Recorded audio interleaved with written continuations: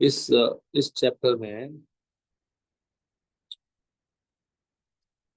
वो जीव माँ के गर्भ में प्रार्थना कर रहा है। एक आध श्लोक उससे पढ़ेंगे, फिर उससे आगे पढ़ेंगे।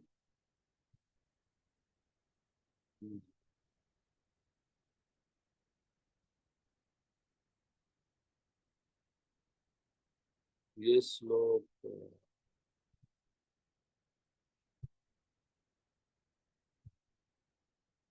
हाँ,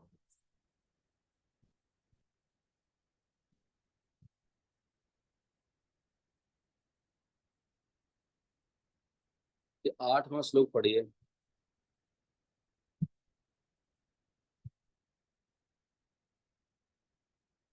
7वें का अनुवाद पढ़िए और 8वां, 7वें का अनुवाद पढ़ो, फिर 8वां देखेंगे।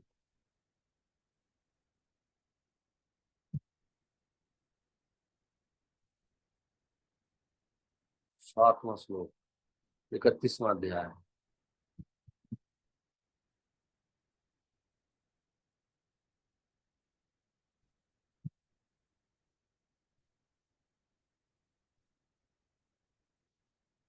आगे निकालो भागवत।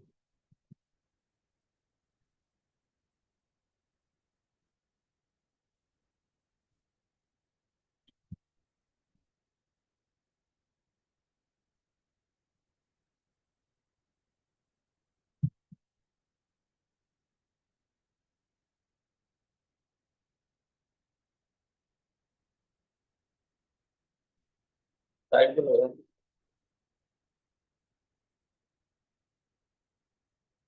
कृष्ण कृष्ण कृष्ण कृष्ण हरे हरे, राम हरे राम, राम राम हरे हरे। पढ़ने रहे कोई भी? कोई भी पढ़ने वाले थे आप? ये आवाज आ रही है?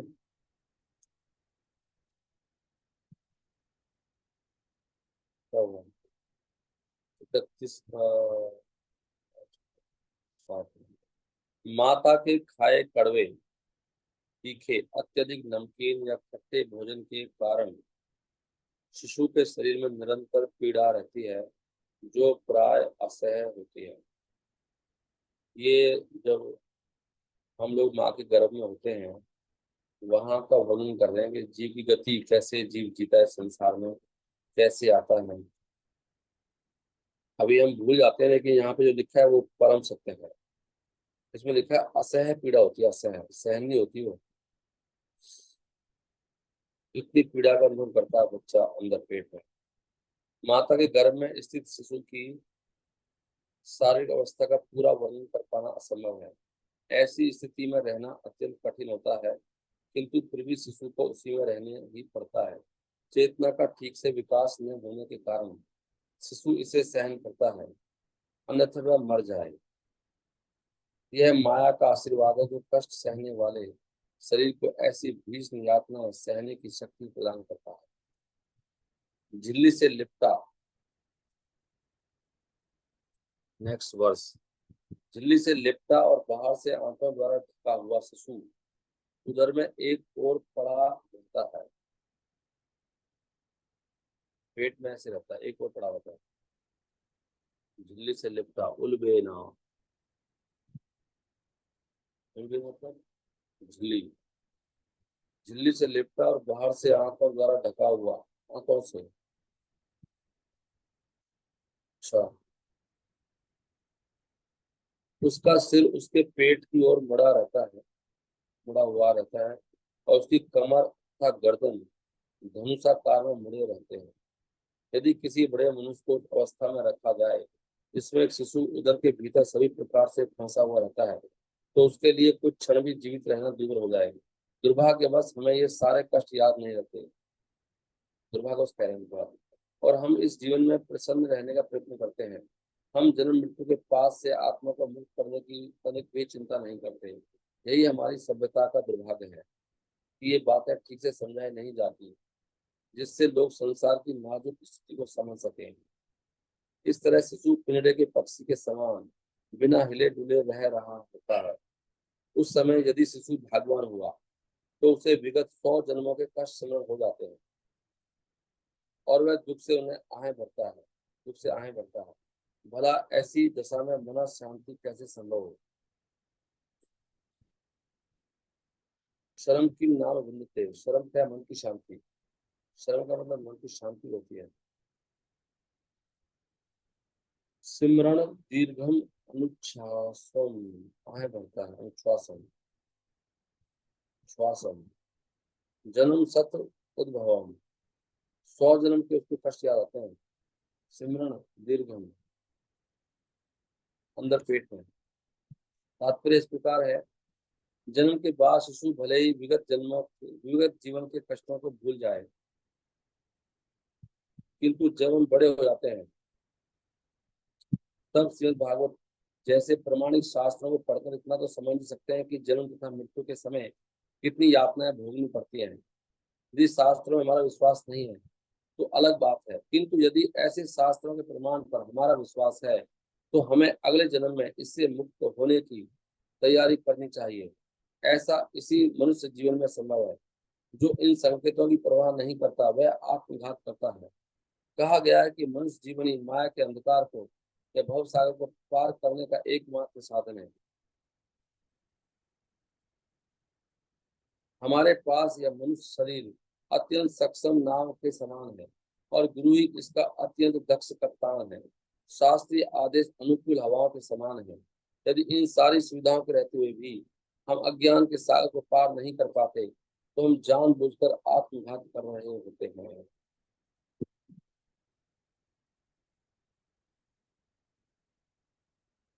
ओके, सो ये मैं उसके बाद यह जीव अंदर है, प्रार्थना करता है भगवान से, क्या कहता है वो?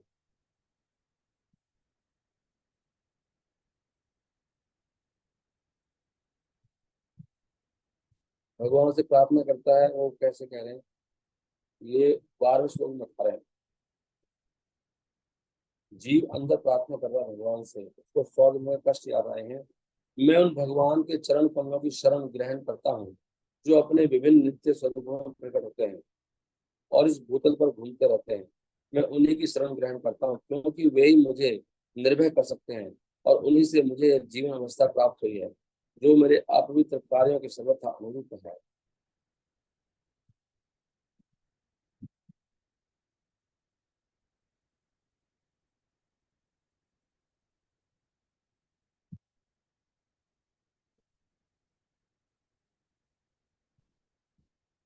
13वें श्लोक में क्या कह रहे हैं? मैं विशुद्ध आत्मा अपने कर्म के द्वारा बंधा हुआ माया की व्यवस्था बस इस समय अपनी माता के घर में पड़ा हुआ हूँ।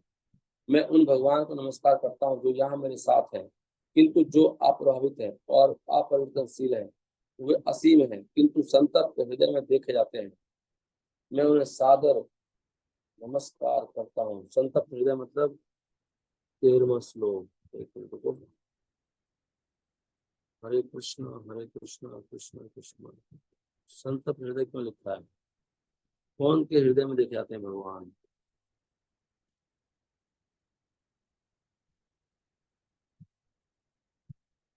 संत को लग रहा है जो पश्चाताप करता है। संतप्त का मतलब हम अच्छे तरह से लिखा है, इंग्लिश में लिखा है रिपेंटेंट।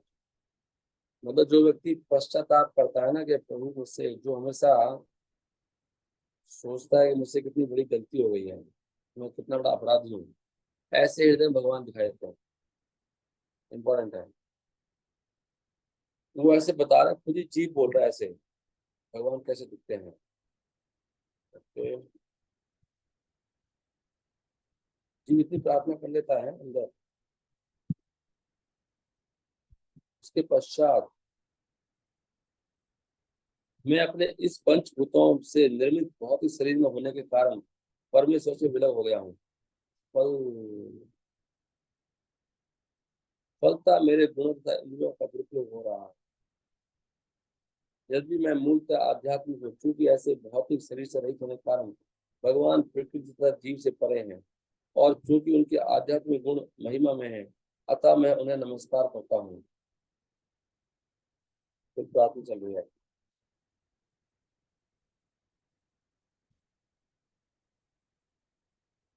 अच्छा, आगे कहते हैं कि जीवात्मा प्रकृति के वशीभूत रहता है और जन्म तथा मरण का चक्र बनाए रखने के लिए कठिन श्रम करता है। कठिन श्रम करता है, क्योंकि श्रम करना चाहिए भगवान के लिए। यह बद्ध जीवन भगवान के साथ अपने संबंध की विस्मृति के कारण है। अतः बिना भगवान की कृपा के कोई भगवान की दिव्य प्रेम भक्ति में पुनः किस प्रकार संलग्न हो सकता है।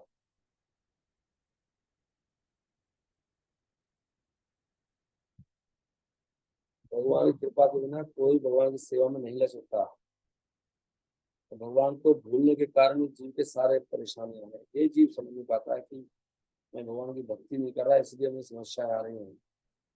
Is the main point. जीव खुद कर अंदर ये भूलता कैसे बाहर आ गई, माया के संग के कारण।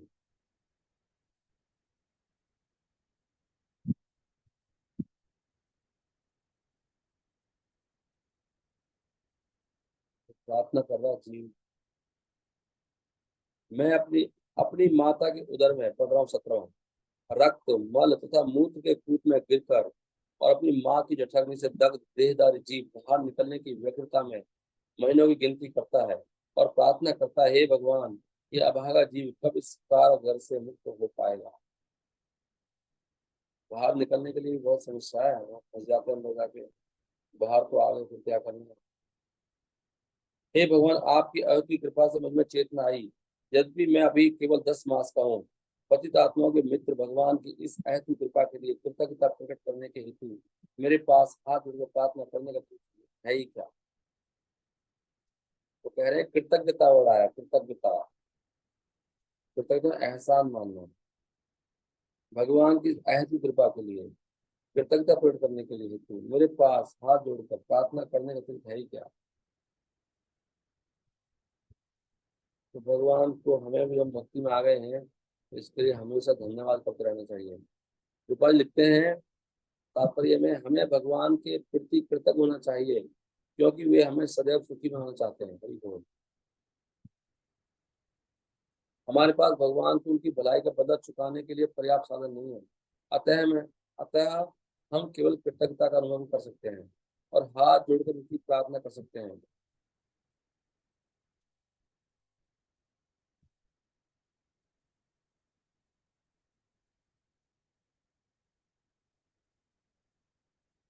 ऐसे धन्यवाद करें भगवान को। आगे कहते हैं 20वें श्लोक में, अतः हे प्रभु, यद्यपि मैं अत्यंत भयावह परिस्थिति में रह रहा हूँ, किंतु मैं अपनी माँ के गर्भ से बाहर आकर भौतिक जीवन के अंधकूप में गिरना नहीं चाहता। देव माया नामक आपकी बहिरंगा शक्ति तुरंत नवजात शिशु को पकड़ लेती है और उसके बाद तुरंत ही झूठा स्वरूप ज्ञान प्रारंभ हो जाता है, जो निरंतर जन्म तथा मृत्यु के चक्र का शुभारंभ है। तो ये हर भक्त नहीं करता प्रार्थना, मतलब हर बच्चा अंदर जो बहुत सौभाग्यशाली उसको ही कर पाता है। तो वो अपने आप को बहुत सौभाग्यशाली बता रहे हैं। रूपा जी लिखते हैं तात्पर्य में कि माता तथा संबंधी शिशु की प्रतीक्षा करते हैं कब पैदा होगा, और जो ही वह पैदा होता है तो माँ उसे दूध पिलाती है और सभी उसकी देखरेख करते हैं। जीव तुरंत अपनी स्थिति भूल जाता है और सारी संबंध में उलझ जाता है। मेरा बेटा, मेरे पुत्र, मेरी माता, माता की मेरा पुत्र, इसमें लगा सारी संबंध उलझ जाता है। सारा संसार देह आत्म बुद्धि का बंधन है। वास्तविक ज्ञान का अर्थ इस चेतना का विकसित करना है कि मैं शरीर नहीं हूँ, मैं आत्मा हूँ, परमेश्वर का अंश हूँ। वास्तविक ज्ञान में त्याग तथा इस शरीर को स्वयं रूप में स्वीकार करना है।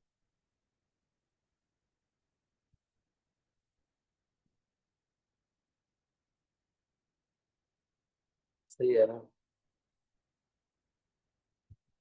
आगे लिखते हैं, केवल माया के प्रभाव से मनुष्य कृष्ण के साथ अपने संबंध को भूल जाता है, माया के प्रभाव से, और अपने को शरीर के गौण अवयव अर्थात पत्नी, संतान, समाज, मित्रता, प्यार आदि समझ लगता है। ये सब माया है। अपने को शरीर तथा शरीर के गौण अवयव है। ये कौन सा है, 20वां श्लोक। गौण अवयव क्या होता है, गौण अवयव शरीर मानता है और शरीर के जो संबंध है, शरीर से क्या होता है, शरीर से ये हो रहा है। इसमें कहते हैं कि लास्ट में गौण अवयव क्या होता है।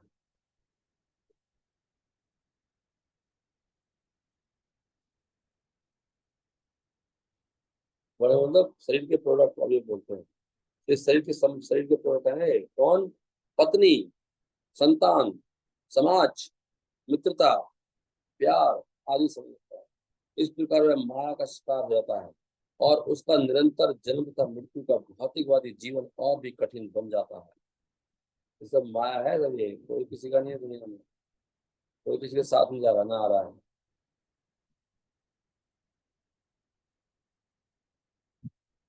आगे कहते हैं, अतः और अधिक क्षुब्ध न होकर मैं अपने मित्र विशुद्ध चेतना की सहायता से, मेरा मित्र कौन है कह रहे हैं लोग? हमारा वास्तविक मित्र कौन है?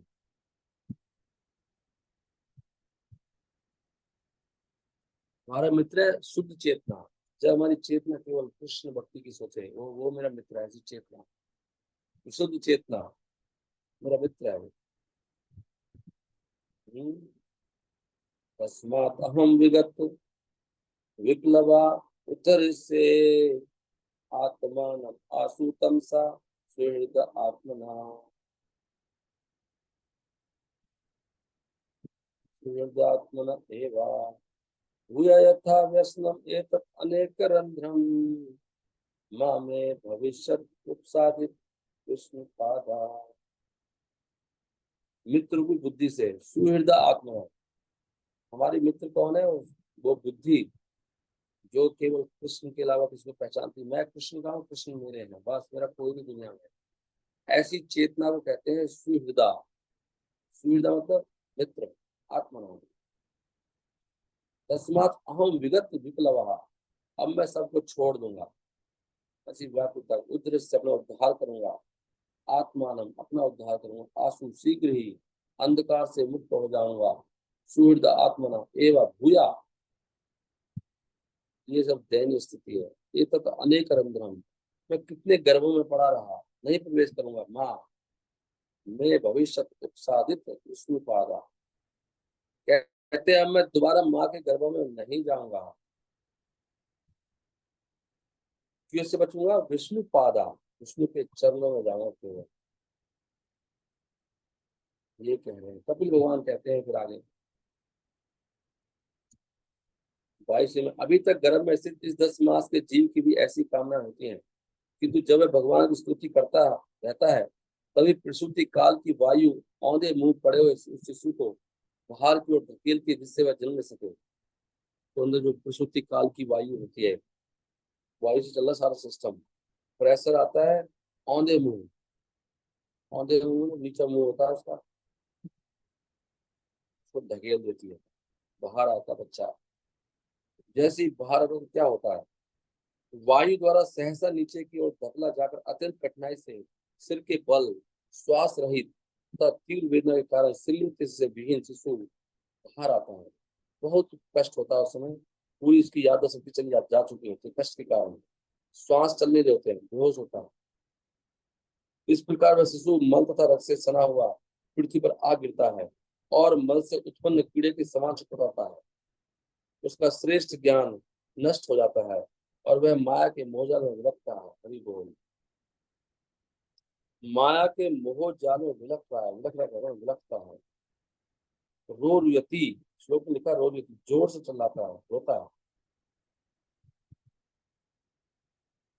पतिता भूवि असरक मिश्रहा विष्ठा भू, कीड़े काट लेते हैं उसे। मल के उत्पन्न कीड़े के समान छिपा होता है, कीड़े के समान छटपट आता है। विष्ठा भू मतलब कीड़ा। ऐसे बच्चे का जन्म होता है। सबकी बात कर रहे हैं ना, तो उसकी हम बात कर रहे हैं। तो यहाँ पर मनुष्य हो रहा है 10 महीने के बाद सभी हो सकता है। उधर से निकलने के बाद शिशु ऐसे लोगों की देखरेख में आ जाता है और उसका पालन ऐसे लोगों द्वारा होता रहता है जो ये नहीं समझ पाते कि वह चाहता क्या है। उसे कुछ मिलता है, उसे वह इनकार न कर सकने के कारण वह अवांछित परिस्थिति में आ पड़ता है। उसे जो कुछ मिलता है वो इनकार नहीं कर पाता। लोग समझ नहीं पाते तो चाहिए क्या।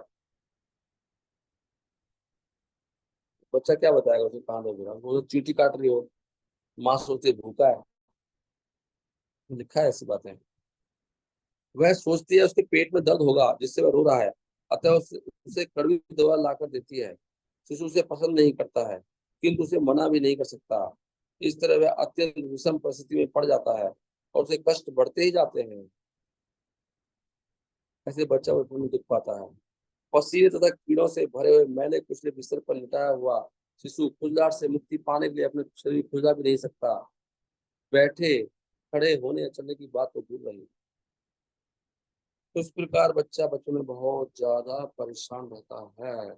इस असावस्था में मुलायम त्वचा वाले बालक को डांस, मच्छर, खटमल तथा अन्य कीड़े काटते रहते हैं। जिस तरह बड़े बड़े बड़े कीड़े को छोटे छोटे कीड़े काटते रहते हैं, बालक अपना सारा ज्ञान गंवाकर जोर जोर से चिल्लाता है।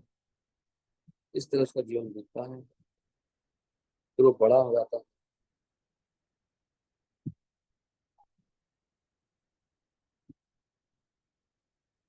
बड़ा होने पर क्या करता है? पढ़ रहा हूं मैं 29वां श्लोक।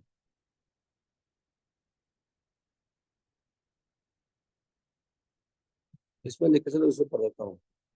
28वां देखो। इस प्रकार विविध प्रकार के कष्ट भोगता हुआ शिशु अपना बाल्यकाल बिताकर किशोर अवस्था प्राप्त करता है। किशोर अवस्था में भी वह अप्राप्य वस्तुओं की इच्छा करता है। मतलब किशोर अवस्था में अब वो ऐसी स्थिति वस्तुएं चाहता है जो उसको मिल नहीं सकते, अप्राप्य है। कुछ चीज चाहिए लेकिन मिल नहीं पा रही बेचारे को, किंतु उनके न प्राप्त होने पर उसे पीड़ा होती है। और इस प्रकार अज्ञान के कारण वह क्रुद्ध तथा दुखित होता है। पॉइंट क्या चल रहा है? वो ये नहीं सोचता कि मैं भगवान की भक्ति करूं, संसार में सबको सब कुछ नहीं मिलता है, वो ये रोता रहता है। और क्या हो गया वो? क्रुद्ध तथा दुखी, अभी उसको क्रोध आने लगा है। अब वो गुस्सा कर रहा है और मार पीट के उतर आया है और दुखी हो रहा है। अज्ञान के कारण वह क्रुद्ध तथा दुखी होता है। आगे, शरीर बढ़ने के साथ ही जीव अपने आत्मा को परास्त करने के लिए अपनी झूठी प्रतिष्ठा को तथा क्रोध को बढ़ाता है। अब वो झूठी प्रतिष्ठा बढ़ा रहा है, मैं बहुत बड़ा बंदर बन गया, क्रोध बढ़ा रहा है। और इस तरह अपने ही जैसे कामिक पुरुषों के साथ वैर करता है। अब वैर क्यों होता है? क्योंकि अब कंपटीशन है संसार में, तो फिर जो उसे कंपटीशन में आते हैं उनसे वैर करता है। ये कहाँ से आ गया बीच में? झूठी प्रतिष्ठा और क्रोध को बढ़ाता है अपनी आत्मा को परास्त करने के लिए। इससे आत्मा परास्त हो रही है, वैर शुरू हो गया।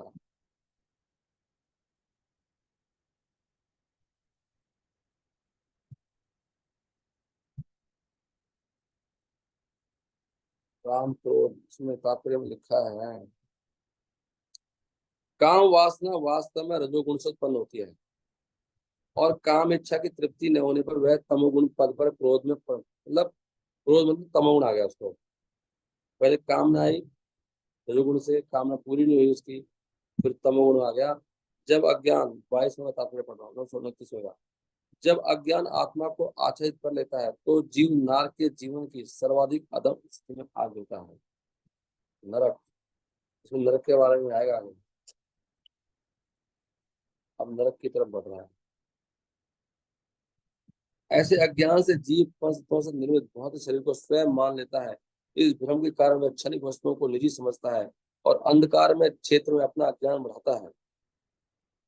जो शरीर जीव के लिए निरंतर कष्ट का साधन है, और जो अज्ञान तथा कर्म के बंधन से बंधे जीव का अनुगमन करता है, शरीर की बात हो रही है, उस शरीर के लिए जीव अनेक प्रकार के कार्य करने पड़ते हैं, जिससे वह जन्म मृत्यु के चक्र के अधीन हो जाता है।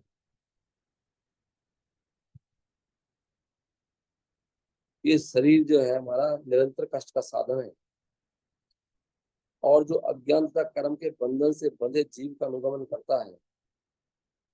मतलब ये शरीर किसी पीछे पड़ा हुआ है, जो अज्ञानी लोग हैं उनको शरीर मिलेगा।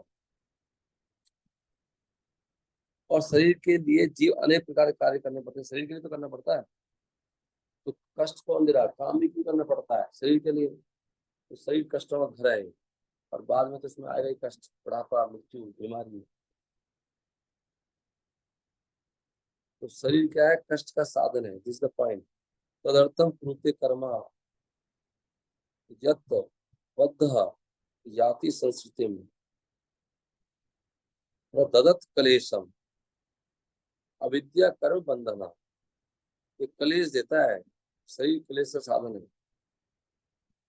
देख रहे हैं आप, आगे सुनो ध्यान से, अभी इंपॉर्टेंट पॉइंट आ रहे हैं। अभी देखो यहाँ पे लिखा है कि कैसे हमारी बुद्धि खराब होती है, कैसे सारे गुण चले जाते हैं, क्यों जाते हैं। अतः यदि जीव विषय भोग में लगे हुए ऐसे कामी पुरुषों से प्रभावित होकर,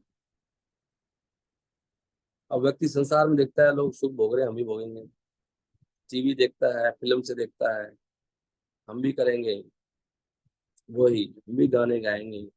तो कह रहे यदि अतः यदि जीव विषय भोग में लगे हुए ऐसे कामी पुरुषों से प्रभावित होकर, संसार में देख के तो करते सब लोग, जो स्त्री संग सुख व स्वाद की तुष्टि में ही रत हैं, ऐसे लोग जो स्त्री संग सुख, स्त्री के संग का सुख, वह स्वाद की तुष्टि मतलब स्वाद, जीव से स्वाद लेना, अच्छा खाना है और स्त्री का संग करना है, असत मार्ग का अनुसरण करता है, तो वह पहले की तरह पुनः नरक हो जाता है। अब ये ना बड़ी महत्वपूर्ण चीज है कि इसको भागवतम कितना ज्यादा गलत मान रहे इस चीज में।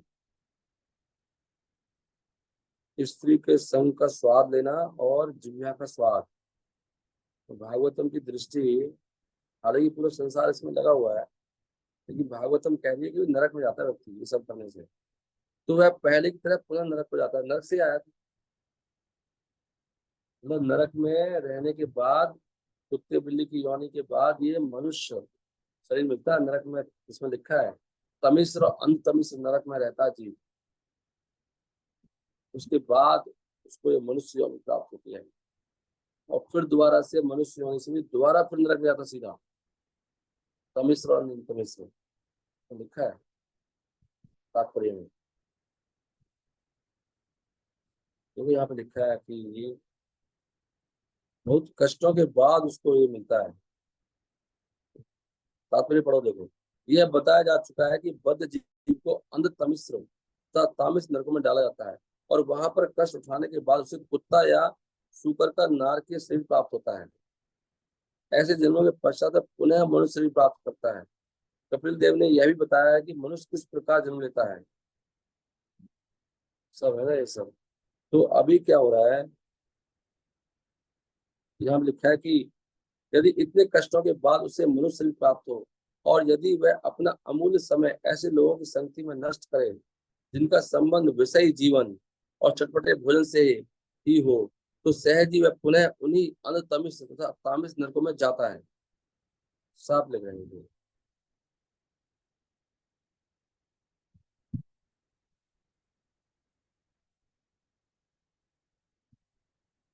सो ये मनुष्य जीवन तपस्या का जीवन है, पॉइंट ये आ रहा है, ये मतलब मनुष्य योनि में सुख भोगने की कोशिश करना महामूर्ख का, सुख भोगने की योनि तो अलग है, कुत्ता बिल्ली सुअर सब सुख भोग रहे हैं।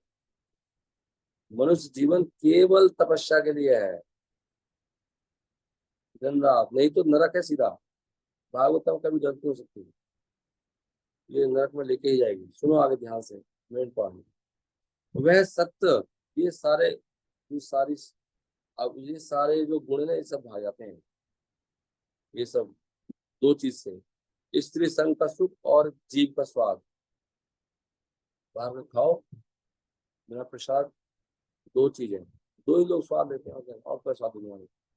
बाहर खाते रहते और भोग करते रहते, मनपसंद खाओ, भोग करो। तो इससे क्या होता है, इसी से भक्ति खराब होती है, क्या करें। उसके अंदर सत्य, एक गुण तो जैसे सत्य चला है, झूठ बोला शुरू कर देगा। अगर कोई व्यक्ति झूठ बोलता है, इसका मतलब ये है कि व्यक्ति ये अवैध संबंध कर रहा है और ये जीव को स्वाद ले रहा है, यहाँ से आ रहा है। अपने आप ही झूठा हो, झूठ बोलना शुरू कर देगा वो, क्योंकि लिख रहे हैं इनसे वही ना। नंबर दो, शौच, शुद्ध शुद्ध नहीं रहेगा, गंदा हो जाएगा। नंबर तीन, दया, उसके अंदर से दया की भाव निकल जाएगी, तो दूसरों के बारे में नहीं सोचेगा, अपने बारे में सोचता रहेगा।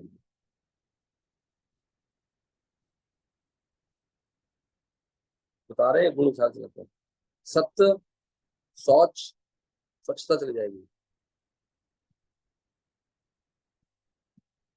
दया, गंभीर नहीं रहेगा वो, गंभीरता खत्म उसकी, फालतू की गंभीर का मतलब है कि भगवान के बारे में सोचते रहना, कि जन्म मृत्यु पर कष्ट आने वाला है, इस संसार में से कैसे निकलूं, बहुत गंभीर होना, ध्यान में खो जाना भगवान के साथ, वो चली जाएगी, फालतू चीजों लगा रहेगा।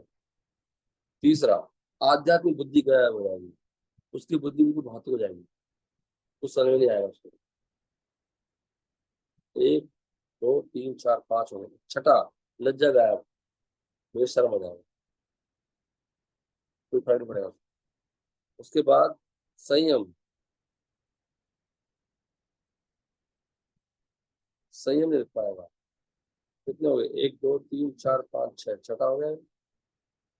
सातवां, सातवें नंबर पे संयम गायब हो जाएगा उसका, संयम। आठवें पे यश गायब हो जाएगा, संसार में यश कोई उसका गुणगान यश सब खत्म हो जाएगा, अपने आप ही कुछ ऐसा होगा, सारा यश खत्म। आठवां। नौवां, क्षमा का गुण गायब हो जाएगा, क्षमा नहीं कर पाया किसी को, बदले की भावना आएगी उसके अंदर। उल्टा, मैं नहले पे दहला करेगा वो। क्षमा नहीं चला है, क्षमा नहीं कर पाएगा। सहन में, क्षमा को सहन करना, सहन उसे होगा ही नहीं, सहन शक्ति उसकी गायब हो जाएगी। किस चीज से गायब हो पता है? दो चीज से, जीव का स्वाद, स्त्री पुरुष का संग। देखो, स्त्री और स्त्री के अंदर भी जाएगा, पुरुष के अंदर भी जाएगा। स्त्री पुरुष का संग करती है, पुरुष स्त्री का संग करेगी, संतान उत्पत्ति के अलावा। तो ये होने ही वाला है, भागवतम कह रही है, कपिल भगवान कह रहे हैं। क्षमा गायब होगी, सहनशीलता गायब हो जाएगी, और मन निग्रह, मन कंट्रोल में आएगा ही नहीं, तो मन बागी हो जाएगा।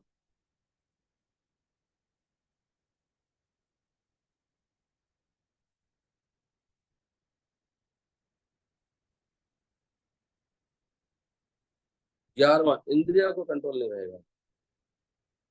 और बारहवा, सौभाग्य, सौभाग्य भी खत्म हो जाएगा। संपत्ति, सौभाग्य और संपत्ति यहाँ पे भगा, उसकी गरीबी आ जाएगी लाइफ, किसी हर प्रकार से। और ऐसी अन्य सोर्सों से भी, और भी बहुत सारे हैं। चार, इति, इस प्रकार, यह संगात याति संक्षेम, ये सब विनष्ट हो जाएंगे। सत्यम शौचम दया मौनम, बुद्धि श्री यशा क्षमा, समोदमा भग, समोदमा भगश्चैति, यत्संगाति, यत्संगाति याति संक्षयम्। सत्यम शौचम दया मौनम, बुद्धि श्री यशा क्षमा, समोदमो भगश्चेति, यत्संगाति याति संक्षयम्। ये श्लोक बहुत अच्छे हैं दोनों, 25वां 33वां, इसको आप नोट करके छपवा सकते हो। ये बहुत ही संसार में इनका प्रकाशन होना चाहिए कि सब लोग की लाइफ कैसे खराब हो रही है संसार में, सोच लो कलयुग कितना गंदा है। सत्यम शौचम दया मौनम, बुद्धि श्री यशा क्षमा, समोदमो भग, समोदमो भगश्चेति। भगस का मतलब ऐश्वर्य है, सारा धन उन सब गायब हो जाएगा यहाँ से। यस संगात याति संक्षयम, नरक को जाने अगली बार। संक्षय मतलब संग लगाया, समझ, पुत्र नष्ट हो जाएगा, वो नष्ट, क्षयम, सम लगा रखा है, यस संगात।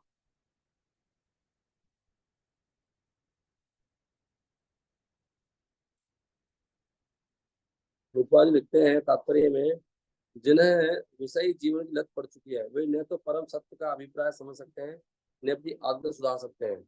अन्यों के प्रति दया दिखाना दूर रहा, वे गंभीर नहीं रह पाते, और जीवन के लक्ष्य के प्रति भी कोई रुचि नहीं रहती। जीवन का चरम लक्ष्य कृष्ण या विष्णु है, किंतु जिन्हें विषय जीवन की लत पड़ी है, वे यह नहीं समझ पाते कि उनका चरम हित कृष्ण भावना अमृत में है। ऐसे लोगों में शालीनता का अभाव रहता है, और वे सरेआम सड़कों या पार्कों में एक दूसरे का आलिंगन करते हैं, मानो कुत्तों बिल्ली हो, और इसे वे प्रेमालाप कहते हैं। ऐसे अभागे प्राणी कभी संपन्न नहीं हो पाते।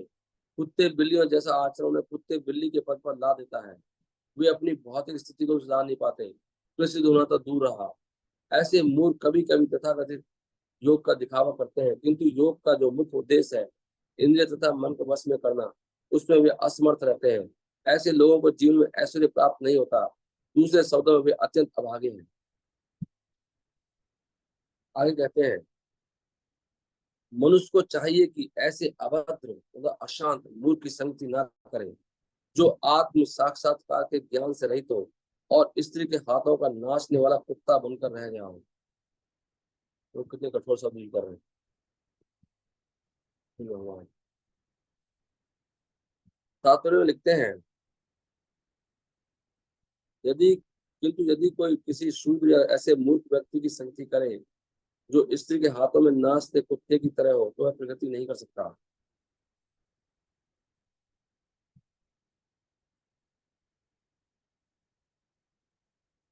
कृष्ण भक्ति में लगे हुए व्यक्ति तथा भौतिक विद्या को पार करने के इच्छुक व्यक्ति को ऐसी स्त्री तथा पुरुषों की संगति नहीं करनी चाहिए जो भौतिक सुख भोग में रुचि रखते हैं।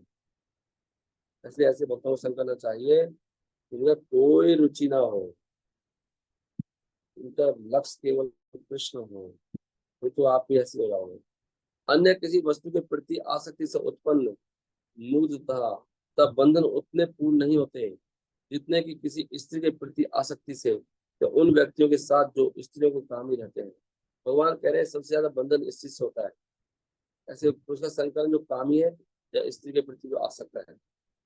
इससे जो मोह उत्पन्न होता है ऐसा किसी और से नहीं होता है। किसी इंपॉर्टेंट श्लोक, अन्य किसी वस्तु के प्रति आसक्ति से उत्पन्न मुग्धता, मुग्ध मुग्ध होता है, मुग्ध मुग्ध हो जाते हैं। अंधापन इतना नहीं होता है, मोह मोह इतना नहीं होता, न बंधन होता है। बंध बंधश्च अन्य प्रसंगता मोह बंध न तथा अस्य द्वैत मोह बंधश्च अन्य प्रसंगता योचित संगात यथा पुरुषो यथा तत्संगी संगता। मोह और बंधन सबसे ज्यादा स्त्री से होता है, या ऐसे पुरुष संग करने से है जो स्त्री की संगति करता है। यहाँ पे लिखा है श्लोक, ब्रह्मा अपनी पुत्री को देखकर उसके रूप पर मोहित हो गए, और जब उसने मृग का रूप धारण कर लिया तो वे मृग रूप में निर्लज्जा तब पूर्वक उनका पीछा करने लगे।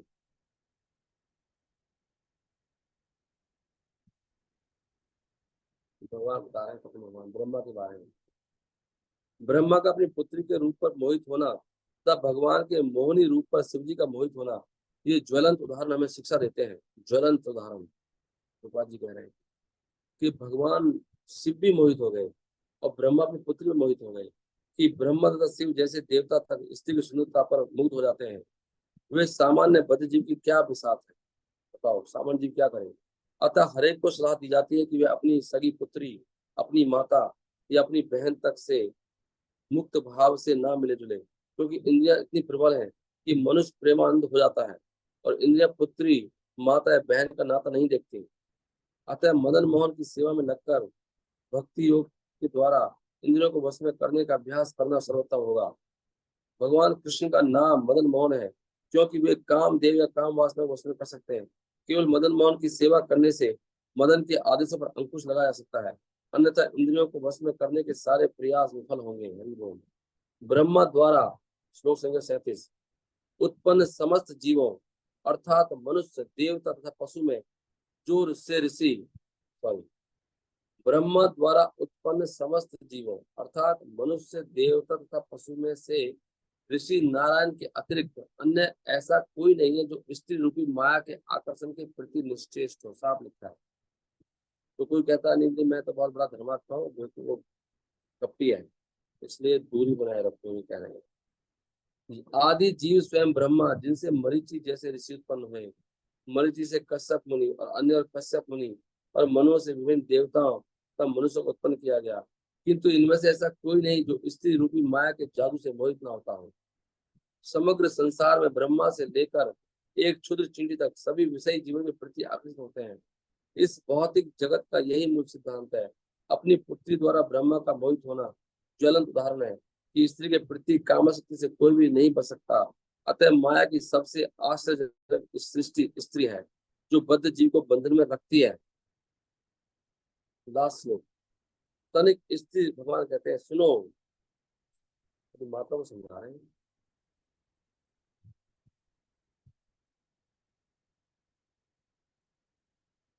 जैसे 39 में भी है।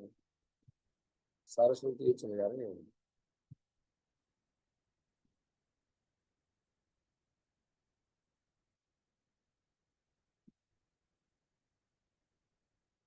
स्त्री का भी लिखा है, स्त्री को अपने पति को अपनी मृत्यु समझना चाहिए, ये लिखा है। इसलिए स्त्री या पुरुष हो। आगे कहते हैं, देखो तनिक स्त्री रूपी मेरी माया की अपार शक्ति को समझने का प्रयत्न तो करो। जो मात अपनी भावों की गति से संसार के बड़े से बड़े विजेताओं को भी अपनी मुट्ठी में रखती है। बलम में पश्चा माया, बलम में पश्चा माया, माया का जरा बल को देखो। स्त्री माया जय लो दिशा, ये स्त्री रूपी मेरी माया है साक्षात। या करोति पदाक्रांता, पदाक्रांतान, या करोति पदाक्रांतान ध्रुवी जृंभेन केवलम, केवल भय जाने से कर देती है। आगे कहते हैं, जो योग की पराकाष्ठा को प्राप्त करना चाहता हो तथा जिसने मेरी सेवा करके आत्म साक्षात्कार कर लिया हो, उसे चाहिए कि वह कभी भी किसी आकर्षक स्त्री की संगति ना करे, क्योंकि शास्त्रों में घोषणा की गई है कि प्रगतिशील के लिए मेरी स्त्री नरक के द्वार तुल्य है। नरक है स्त्री, निर्य द्वारम अशा, निर्य द्वारम लिखा है, साफ लिख रहे हैं। कई व्यक्ति अंधा हो जाता है ना, कुछ नहीं समझता हो, उसको नरक ही स्वर्ग लगता है। ये माया का जादू है। भगवान कह रहे हैं इसको भगवान को प्राप्त करना है, वो स्त्री की संगति ना करे। भगवान द्वारा उत्पन्न स्त्री माया स्वरूपा है, और जो ऐसी माया की सेवाएं स्वीकार करके उसकी संगति करता है, उसे यह भली भांति समझना चाहिए कि यह घास से ढके हुए अंधे कुएं के समान उसकी मृत्यु का मार्ग है।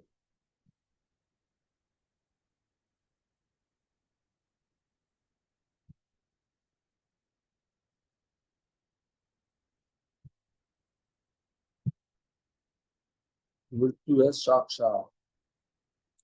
पूर्व जीवन में स्त्री आसक्ति के कारण जीव स्त्री का रूप प्राप्त करता है, और मूर्तावश माया को अपना पति से मानकर उसे ही संपत्ति, संतान, घर तथा अन्य बहुत ही साथ सामान देने वाला समझता है। देखो स्त्री के लिए लिखा है, ये स्त्री पहले पुरुष थी, अब वो स्त्री बन गई, और मूर्तावश क्या समझ रही है वो? पूर्व जीवन स्त्री आसक्ति के कारण जीव स्त्री का रूप धारण करता है, और मूर्तावश माया को अपना पति मानकर, वो पति उसका माया है, क्या सोचती है वो? कि उसको सोचती है वो संपत्ति दे रहा है उसे, संतान देगा, घर देगा, अन्य बहुत ही साथ सामान देने वाले समझता है। सोचती है इसका काम खाली यही है, यही सोचती है कि मैं इनकी सेवा करके भगवान के धाम चली जाऊँ, और कोई मेरा पर्पज नहीं है, यही सोचती है। वो सोचती है ये मेरा एटीएम है, एटीएम मशीन। ये मूर्खतावश माया को, वो माया को अपना पति समझ रही है। अतएव स्त्री को अपने पति, घर बार और अपने बच्चों को उसकी मृत्यु के लिए भगवान की बहिरंगा शक्ति की व्यवस्था के रूप में मानना चाहिए। स्त्री के लिए बोल रहे हैं भगवान, माता को समझा रहे हैं ना अपनी माता को, क्योंकि कहाँ चक्कर में पड़ रही है। माता को कह रहे हैं कि अपने पति को, घर बार को, अपने बच्चों को उसकी मृत्यु समझना है, मृत्यु है मेरी, वही फंसी पड़ी हूँ मैं। ठीक उसी तरह जैसे शिकारी की मधुर तान हिरण के लिए मृत्यु होती है, बहुत मधुर लगता है ना, मेरा पुत्र, मेरी पुत्री, मेरा पति, मेरा घर, ऐसे हिरण को बड़ा अच्छा लगता है। शिकारी जब बजाता है बीन, और जाके शिकारी उसको दबोच देता है, हिरण को मार देता है, ऐसे वो मर जाती है और नरक में चली जाती है। कौन भक्ति कर रहा है, हम बताओ, सब इसमें फंसे पड़े हैं सारा संसार। अतः स्त्री को अपने पति, ये चल रहा है जी यहाँ पर सब। विशेष प्रकार का शरीर होने के कारण भौतिकवादी जीव अपने कर्मों के अनुसार एक लोग से दूसरे लोग में भटकता रहता है। इसी प्रकार वह अपने आप को सकाम कर्मों में लगाता रहता है और निरंतर फल भोगता रहता है। मना कर रहे हैं कि कर्म में फंसे सब लोग। लास्ट श्लोक आज का, इस प्रकार 44वां, सकाम कर्मों के अनुसार जीवात्मा को मन तथा इंद्रियों से युक्त उपयुक्त शरीर प्राप्त होता है। जब किसी कर्म का फल चुक चुक जाता है तो इस अंत को मृत्यु कहते हैं, और जब कोई फल प्रारंभ होता है तो उसे शुभारंभ को जन्म कहते हैं। इस प्रकार शरीर उसका पूरा आता है, मर जाता है। सकाम कर्मों के अनुसार जीवात्मा को मन तथा इंद्रियों से युक्त उपयुक्त शरीर प्राप्त होता है। जब किसी कर्म का फल चुक जाता है तो कर्म में लगना महान लगता है, भक्ति में लगना चाहिए। और ये घर में जो फंसे हुए ना, मृत्यु बस है साक्षात। बता रहे आगे कैसे मरता है, मरने के समय क्या होता है, सब बता रहे।